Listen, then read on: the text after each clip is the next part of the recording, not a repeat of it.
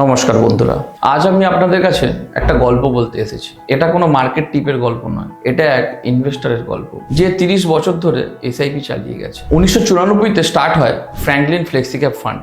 যদি কেউ তখন থেকে 10,000 পার মান্থ ইনভেস্ট করতো, তাহলে আজ পর্যন্ত তার টোটাল ইনভেস্টমেন্ট হতো 36 লাখ। কিন্তু তার ভ্যালু 1 কোটি নয়, 2 কোটি নয়, 15.69 কোটি। ইয়েস, 15.69 কোটি। এটা রিয়েল ডাটা, রিয়েল জার্নি। কিন্তু ফ্রেন্ড, এটা শুধু নাম্বারের গল্প না। 30 বছর মানে হলো 30টা জন্মদিন, 30টা অ্যানিভার্সারি, 30টা দেওয়ালি আর অনেক এমার্জেন্সি। 30 বার প্রলয় হতে পারে এসআইপিটা স্কিপ করা। বাট অ্যাকচুয়াল ওয়েলথ তো সেই লোকটাই বানায় যে থাকে ডিসিপ্লিন, কমিটেড। মার্কেট সময়ে সময়ে রিওয়ার্ড দেয়, কিন্তু জানেন কি, ডিসিপ্লিন সবসময় রিওয়ার্ড দেয়। জানেন কি, ফ্র্যাঙ্কলিন ফ্লেক্সিক্যাপ ফান্ডের এসআইপি প্রথম 3 বছরে নেগেটিভ রিটার্ন দিয়েছিল। যদি সেই ইনভেস্টার ছেড়ে দিতেন, মানে যদি উনি এসআইপিটা বন্ধ করে দেন, তাহলে 15 কোটি কখনোই দেখতে পেতেন না। 2008-এ ক্র্যাশ হয়েছিল, 2020-তে কোভিডের ঝড়ে ফান্ডের ভ্যালু পড়েছিল, কিন্তু যে লোকটা ধৈর্য রেখেছিল আজ সেই কোটিপতি। আপনি যদি বলেন আমি তো সেফ ইনভেস্ট করতাম পিপিএফ এ, তাহলে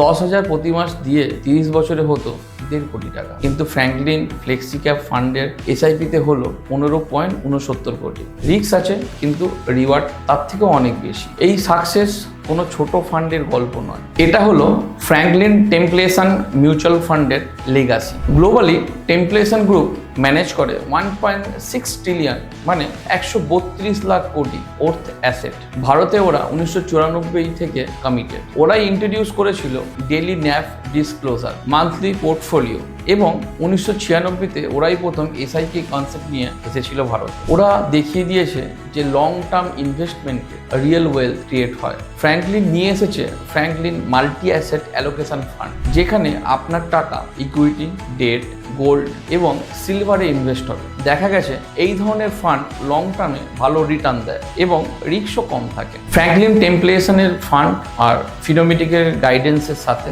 আপনিও বানাতে পারেন আপনার নিজের ওয়েলথ ক্রিয়েশনের স্টোরি। থ্যাংক ইউ, নমস্কার।